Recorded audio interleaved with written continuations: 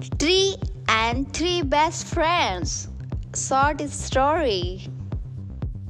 Once upon a time, in a lush green forest, there was a beautiful tree.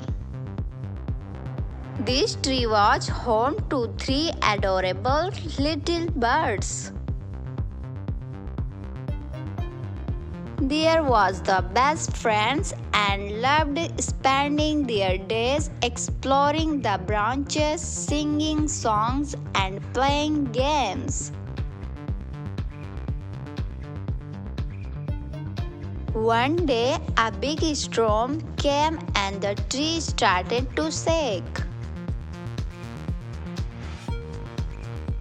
The birds got scared and held on to each other tightly, saying comfort and security in their unity. As the storm eventually passed and the sun peeked through the clouds, the birds realized the valuable lesson they had learned. Unity and friendship were their greatest strength. They understood that together they could overcome any challenge that come their way.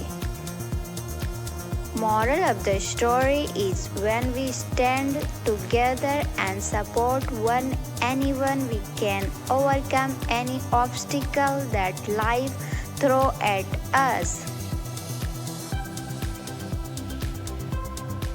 Thank you for watching. Subscribe to my channel.